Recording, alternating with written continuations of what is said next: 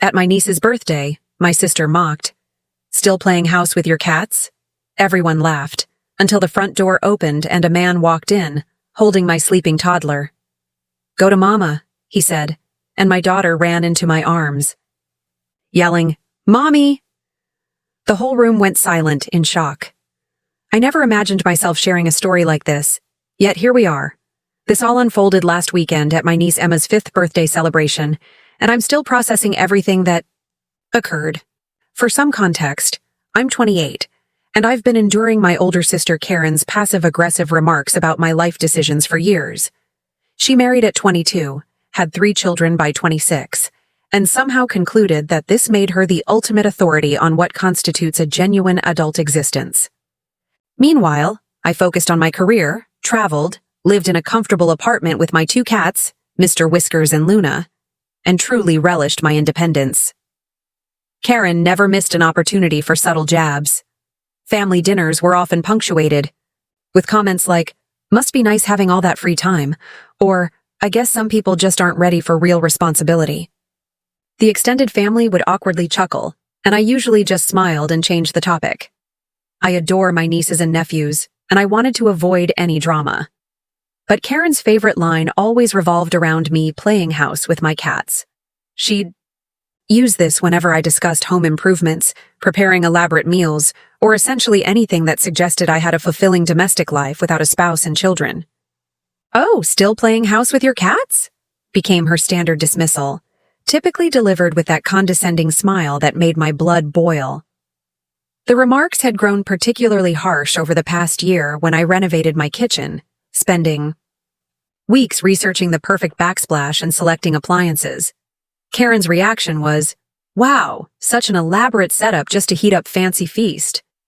When I hosted Thanksgiving dinner for the first time, creating a beautiful tablescape and cooking for 12 people, she walked into my dining room and said, "This is gorgeous, Emma, but it's a shame it's just for practice. Maybe someday you'll get to do this for a real family." The worst part was how the rest of the family had begun to go along with it. What started as Karen's individual unkindness had somehow become accepted family humor. My aunt would inquire about my fur babies with a patronizing coo. My cousin would joke about my fancy cat palace whenever I mentioned any home improvement. Even my grandmother, with whom I'd always been close, had started making comments about how I was married to my career and my cats. It wasn't just family gatherings either. Karen had started posting on social media with subtle digs. She'd share articles about the cat lady epidemic and tag me, or post photos of her children with captions like, "So grateful for my real family," with an emphasis that felt pointed. Her friends would like and comment, creating this echo chamber where my lifestyle was a running joke. Here's what Karen didn't know. About 2 years ago, I met James at a work conference. He was a single father to the most adorable 3-year-old girl named Sophie.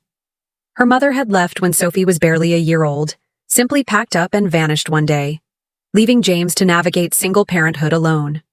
We began dating slowly, carefully, because James was understandably protective of Sophie and wanted to ensure anyone in his life was serious about being in hers too. The first time James told me about Sophie, we were having coffee after a particularly intense day of presentations. His entire demeanor shifted when he talked about her. His voice softened, his eyes lit up, and he pulled out his phone to show me pictures with the pride only a parent truly understands. She was this tiny thing with wild curly hair and the biggest brown eyes I'd ever seen, grinning toothlessly at the camera while covered in what looked like spaghetti sauce. "She's everything to me," he'd said simply. Her mother leaving nearly destroyed me, but Sophie kept me going. I can't imagine loving anyone more than I love that little girl. I should have been intimidated. Dating a single parent is complicated under the best circumstances, and James made it clear that Sophie's well-being came first, always. But something about the way he talked about her, the obvious depth of his love and commitment, made me more interested, not less. Here was a man who understood what real responsibility looked like, who had proven he could put someone else's needs above his own without resentment. Our first few months of dating were careful and unhurried. We met for coffee during Sophie's preschool hours, had dinner dates after she was asleep, talked on the phone when she was with her babysitter. James was methodical about keeping his dating life separate from his daughter's world until he was sure about someone's long-term potential. He'd learned that lesson the hard way, he told me, after Sophie had gotten attached to a woman he'd dated, briefly when she was 2, only to be confused and upset when that relationship ended. When James finally decided he was ready for me to meet Sophie, he planned it like a military operation. We met at a neutral location, a children's museum, on a Saturday morning. Sophie was shy at first, hiding behind James's legs and peeking out at me with curious eyes. But she warmed up quickly when she realized I was genuinely interested in the things she wanted to show me, not just pretending to care to impress her dad. We spent 3 hours at that museum, and by the end, Sophie was holding my hand and asking if I wanted to see her favorite exhibit again. When James suggested we get lunch together, she nodded enthusiastically and spent the entire meal telling me about her preschool friends, her favorite books, and her pet goldfish named Bubbles who had died the week before and was now swimming in fish heaven. "I like her, Daddy," she announced as we were leaving the restaurant, speaking about me like I wasn't standing right there. "She listens good, and she didn't try to fix my hair." James laughed and swept her up into his arms. "High praise from the peanut gallery," he told me with a grin. That was the beginning of everything. Sophie and I connected in a way that surprised everyone, especially me. I'd never spent much time around small children, but something about her earnest curiosity and complete lack of filter was absolutely charming. She asked a million questions about everything, had strong opinions about which foods could touch each other on her plate, and possessed an encyclopedic knowledge of every dog we encountered on our walks. The transition from Auntie Emma to Mama Emma happened gradually, then all at once. It started when Sophie had a nightmare one night during a sleepover. She woke up crying, and James was in the shower, so I went to comfort her. I sat on her bed and rubbed her back while she told me about the scary dream, and when she finally calmed down, she snuggled into my side and whispered, "Thanks, Mama Emma." My heart nearly stopped. James found us like that 20 minutes later, Sophie fast asleep against my shoulder, me wide awake and emotional, staring at this little person who had just claimed me as family without any ceremony or official declaration. "Did she just—" James whispered. I nodded, not trusting my voice. He sat down on the bed beside us, reaching over to smooth Sophie's hair. "How do you feel about that?" "Terrified," I admitted, "and completely in love with both of you." That's when we started talking seriously about the future. James explained that Sophie's biological mother had relinquished all parental rights when she left. She'd signed papers and everything, wanting a completely clean break. If Sophie wanted me to adopt her legally, and if James and I got married, the process would be relatively straightforward. "But only if it's what you really want, Emma," James emphasized. "Being a parent is forever. There's no casual about it. If you're not ready for that level of commitment, I need to know now, before Sophie gets any more attached." I thought about it for exactly 30 seconds. "I'm ready," I told him. "I've been ready since that first day at the museum when she held my hand." Moving in together 8 months ago felt like the most natural thing in the world. Sophie helped me pack, carefully wrapping my more fragile items in tissue paper and labeling boxes in her distinctive preschooler handwriting. "For Gil," one box said, with a drawing of what I think was supposed to be a cat. "Emma's thing," said another, decorated with hearts and flowers. James's house was larger than my apartment, with a proper backyard and a guest room that Sophie immediately claimed as the playroom where Mama's cats can live. We set up cat trees and toys, and within a week, Mr. Whiskers and Luna had settled in like they'd always lived there. The Mama Emma phase lasted about 2 months before Sophie shortened it to just Mama. One evening at dinner, she said it so casually, asking me to pass the ketchup, that I almost didn't catch it. But James heard, and the look of pure joy on his face made me realize this was as big a moment for him as it was for me. "Are you okay with that?" I asked Sophie later when I was tucking her into bed, referring to her calling me Mama. She looked at me like I'd asked the world's most obvious question. "You are my Mama," she said matter-of-factly. "You make my lunch and read me stories and help me brush my teeth, and you love me. That's what mamas do." Out of the mouths of babes. We'd been discussing making things official, both the relationship and the adoption. Sophie was already mine in every way that mattered, and James had been looking at engagement rings. We were planning to announce everything to our family soon, but James wanted to propose first, and I wanted Sophie to be comfortable with the idea before we made it public. The only people who knew about James and Sophie were my best friend Mia and my younger brother Alex. I'd sworn them to secrecy because I wanted to tell everyone properly, maybe at a family dinner where I could explain the situation thoughtfully. I also, if I'm being honest, was savoring the idea of watching Karen's face when she realized I had the family life she'd always implied I was incapable of achieving. So, when Emma's birthday party arrived, I showed up alone as usual, my heart heavy with a secret I was carrying. James was at home with Sophie, who was fighting a minor cold and needed her afternoon nap. But there was more to it than that. We'd actually planned this whole thing out over the past week. See, I'd been dropping hints to my family for months about big changes coming and exciting news soon, but nobody seemed to take me seriously. Karen had rolled her eyes and asked if I was finally getting a second cat. Mom had wondered if I was planning to buy a house. Dad had joked that maybe I was going to start dating someone from my office. The truth was, James and I had been discussing how and when to introduce him and Sophie to my family, and we'd finally decided that Emma's birthday party might be the perfect opportunity. It was a family gathering, but casual enough that we could gauge reactions without the pressure of a formal dinner or holiday celebration. But we'd also decided to make it interesting. James suggested that maybe I should go alone first, see how the conversation naturally unfolded, and then he and Sophie could join later if Sophie was feeling up to it. Let them make their assumptions, he'd said with a mischievous grin. Then, we'll show up and blow their minds.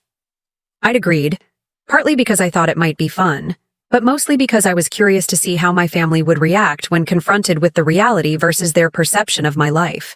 Would they be happy for me, surprised, apologetic for their years of commentary? What I hadn't anticipated was Karen going full nuclear at her daughter's birthday party. The party was at Karen's house.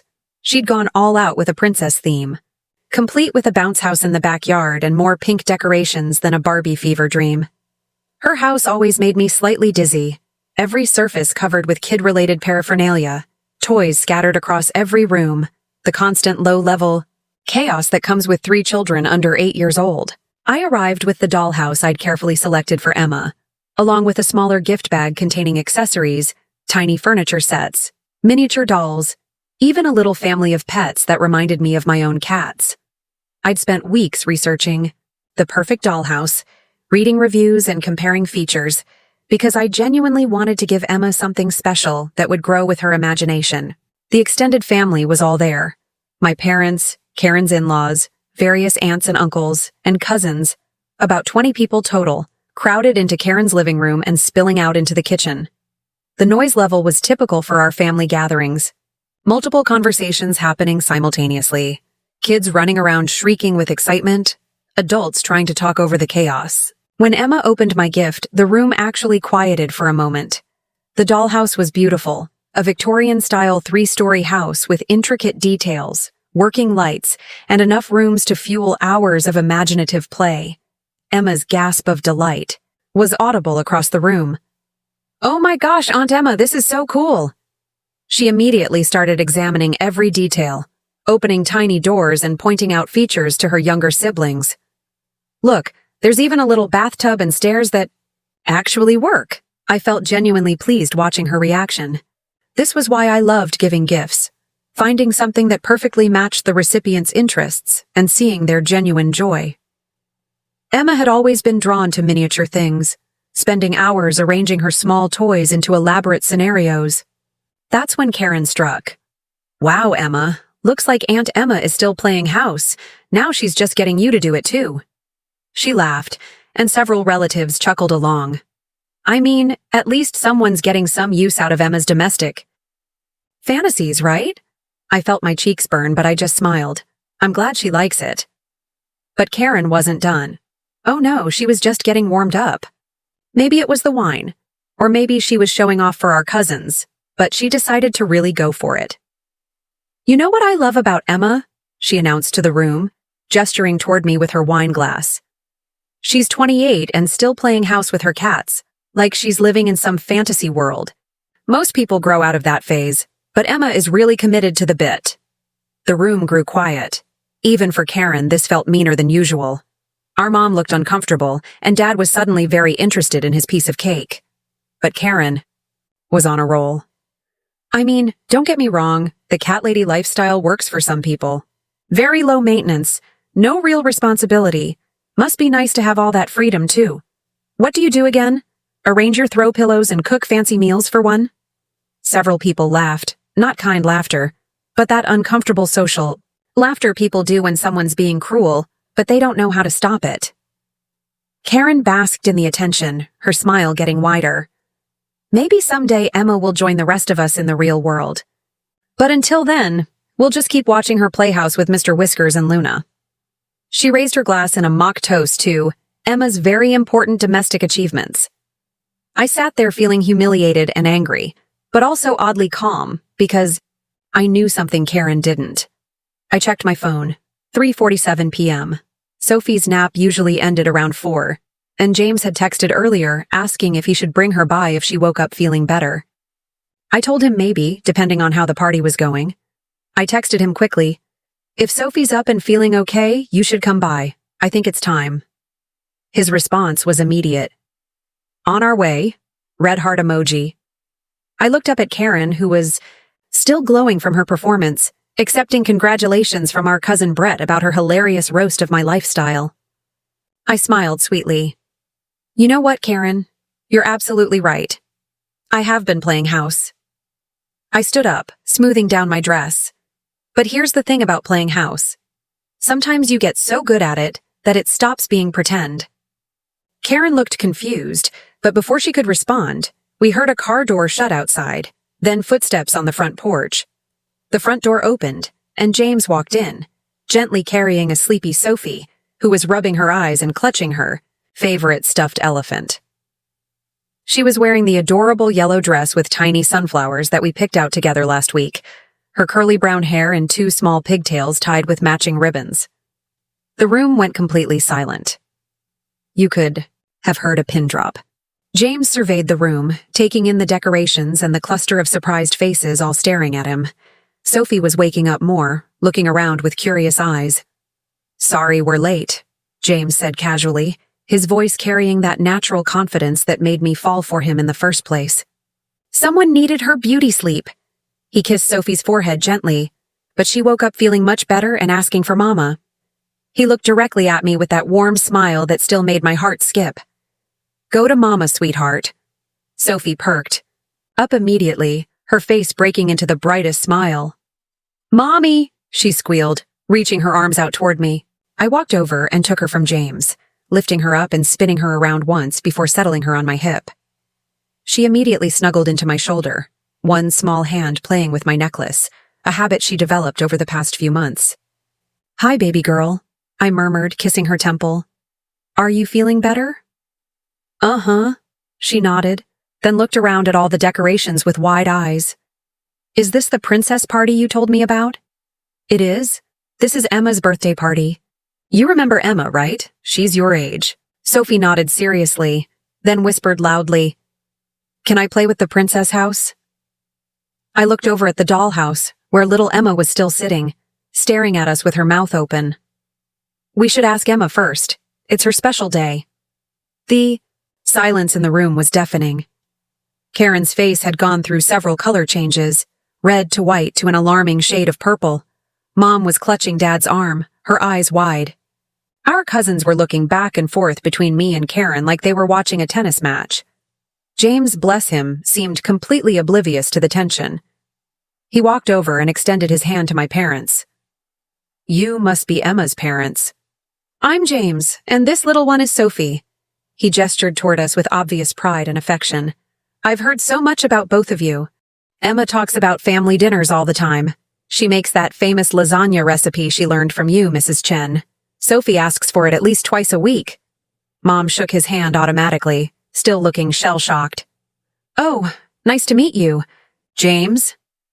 Sophie had squirmed down from my arms and was now standing next to me, holding my hand while staring at the dollhouse with obvious longing.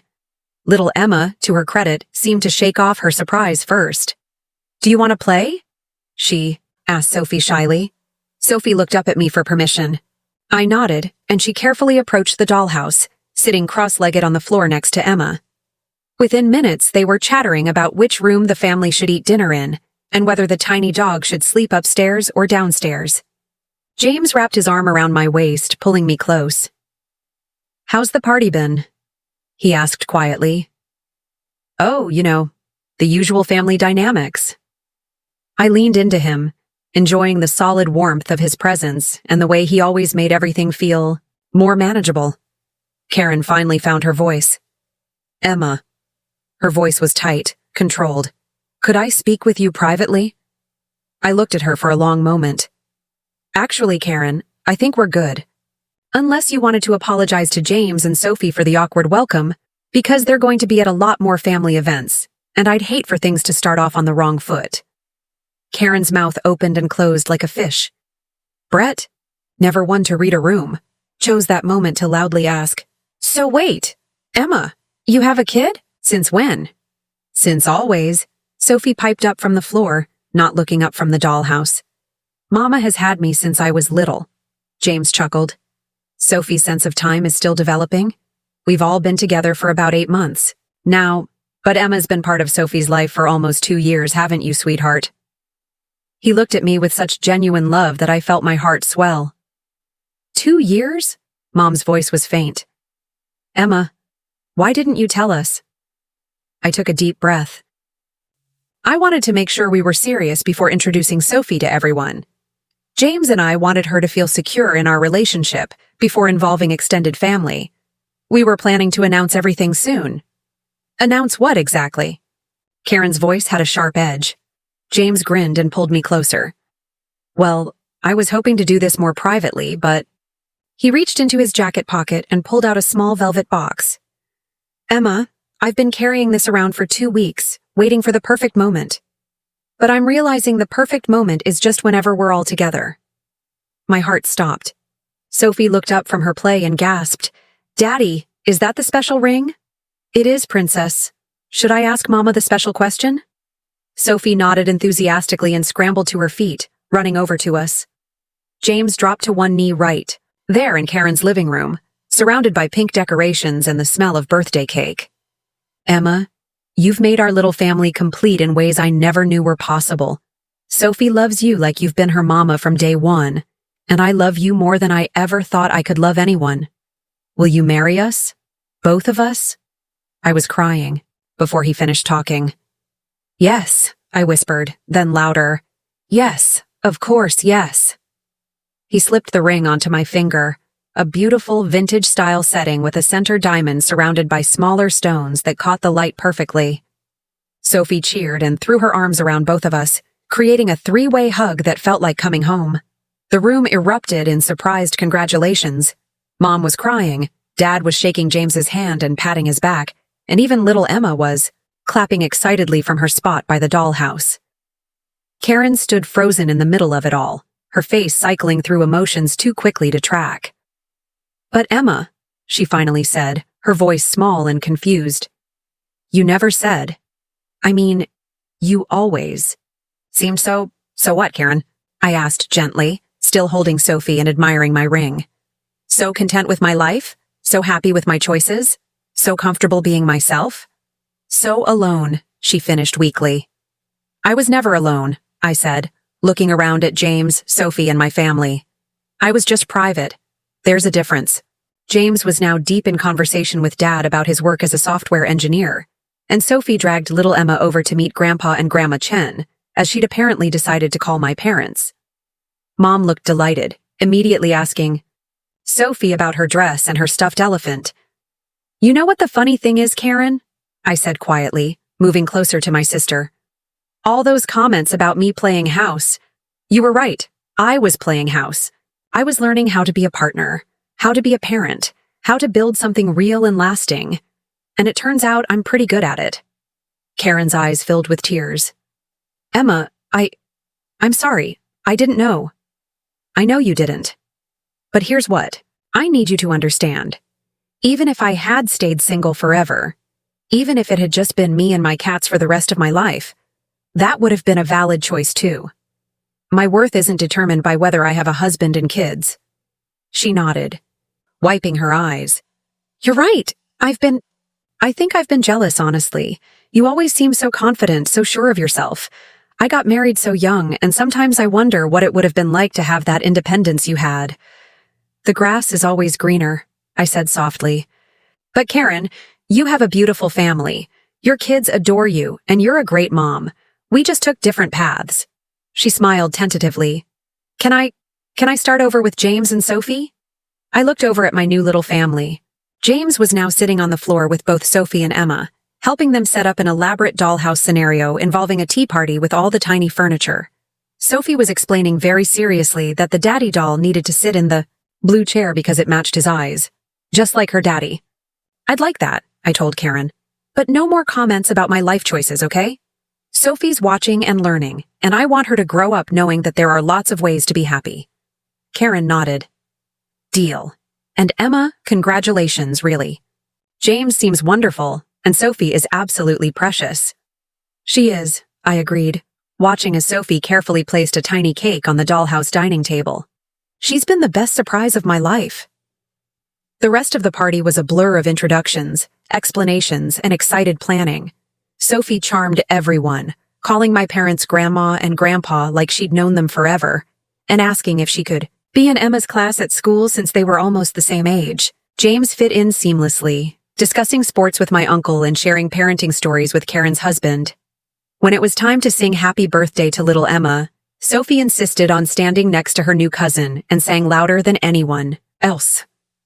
As we were getting ready to leave, she hugged Karen and said, "Thank you for the princess party. Mama said we might have a princess party for my birthday too, and you can come if you want." Karen looked at me over Sophie's head, her eyes bright with unshed tears. "I would love that, sweetheart." In the car on the way home, Sophie chatted excitedly about the party, her new cousins, and her extra grandparents. James reached over and squeezed my hand. "So," he said with a grin, "that went well." I laughed, spinning my new ring around. My finger. Better than I could have imagined. "Mama," Sophie said from the back seat, "can we play house when we get home? But like the real kind, where we're all actually a family?"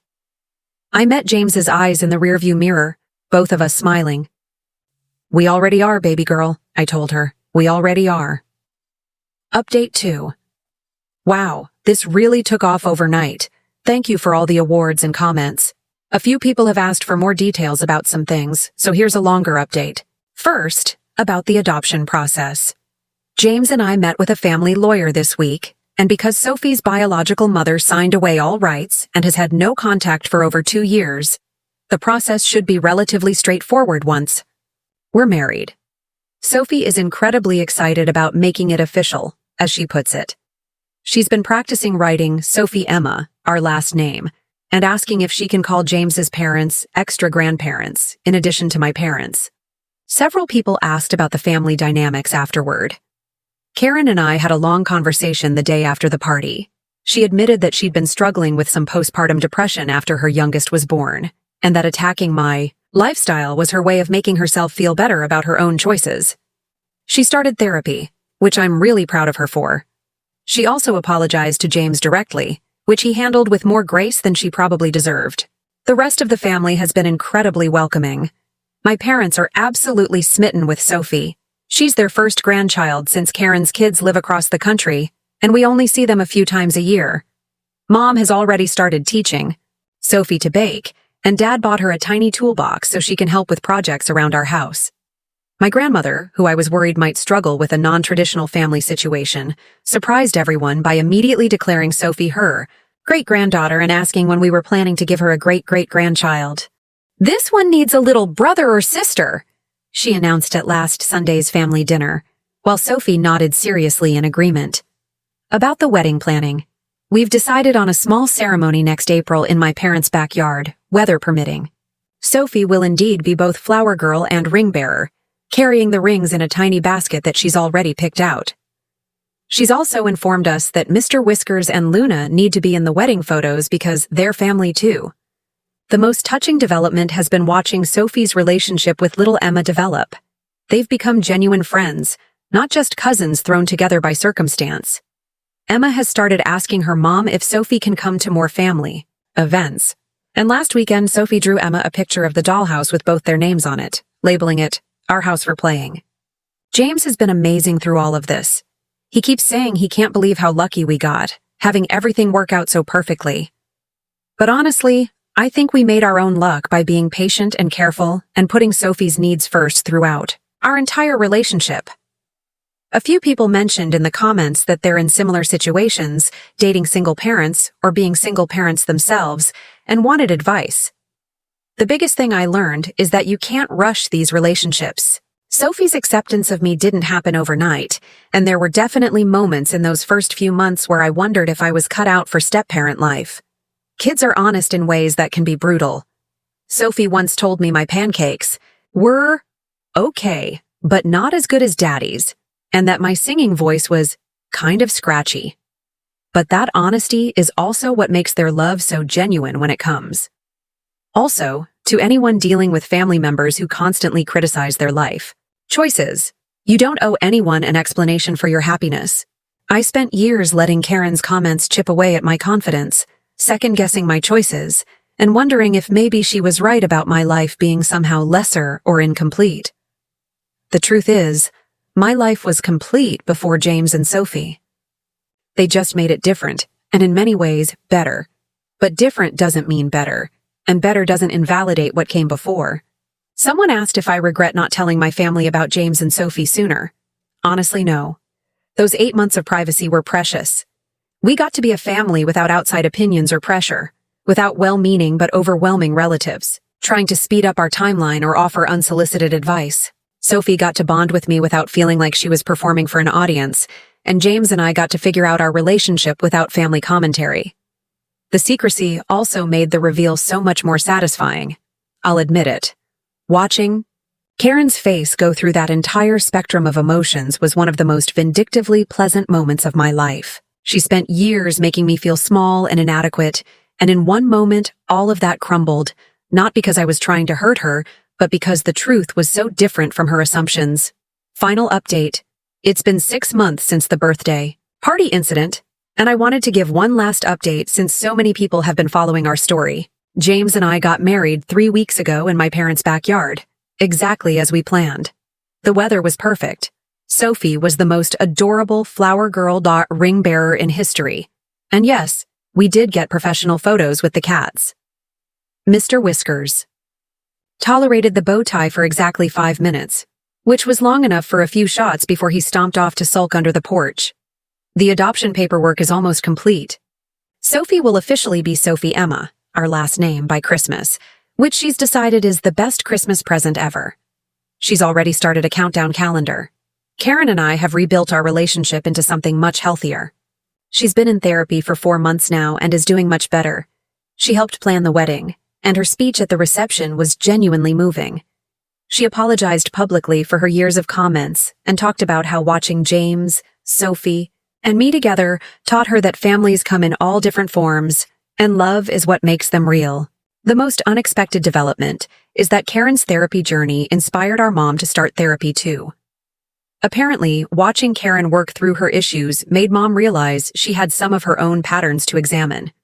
It's been good for our whole family dynamic. Sophie is thriving in kindergarten and has made friends with several classmates who also have bonus parents, as her teacher calls step-parents. She started a little club called Mixed Up Families, where kids talk about their different family structures. According to her teacher, Sophie's matter-of-fact attitude about having a mama who chose me and a daddy who got me first has helped other kids feel more confident about their own family situations. James and I are talking about having a baby together in a year or 2. Sophie is campaigning hard for a little sister, specifically requesting one with curly hair like mine, but maybe with Mama's eyes. She's already planning to teach the baby about cats and how to properly brush their fur. Mr. Whiskers and Luna have fully adapted to their roles as big siblings to a human. Luna still sleeps in Sophie's room every night, and Mr. Whiskers has appointed himself the official supervisor of homework time, sitting on Sophie's desk and occasionally knocking pencils to the floor when he thinks she needs a break. To everyone who shared their own stories in the comments or sent messages, thank you. It's been incredible to hear from so many people who found love and family in unexpected ways, or who struggled with critical family members, or who are single parents looking for hope that someone will love both them and their children. Family isn't about biology or traditional timelines. It's about showing up for each other day after day, in all the small ways that matter.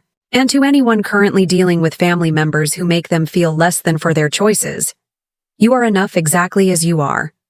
Your life doesn't need to look like anyone else's to be valuable and complete. Sometimes the most satisfying revenge is simply living authentically and finding joy in your own path, regardless of what anyone else thinks about it. The cats and I were happy before James and Sophie joined our family. We're happy now too, just in a different, louder, more chaotic way. Both versions of my life were good. They were just different chapters of the same story. Thanks for following along on this journey. Now, if you'll excuse me, I have a 6-year-old who needs help building a blanket fort for her stuffed animals. And apparently, Mr. Whiskers has very strong opinions about the structural integrity of our pillow walls. TLDR. My sister spent years mocking my single life and saying I was playing house with my cats. At my niece's birthday party, she made her cruelest comments yet in front of the whole family. Right then, my secret boyfriend arrived with my secret, almost stepdaughter, calling me mama. He proposed in front of everyone. My sister's mocking turned into shocked silence, and I got the family I'd been quietly building while she thought I was just a sad cat lady. 6 months later, we're married, the adoption is almost final, and my sister and I have a much healthier relationship built on mutual respect instead of her projecting her insecurities onto my life choices.